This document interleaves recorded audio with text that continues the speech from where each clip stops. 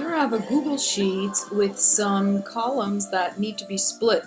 So I want this data to show up from B to G. So I took it out of here and I pasted it here. And then I chose the data menu to split text into columns. So I'm going to show you one so that you can follow. For example, here.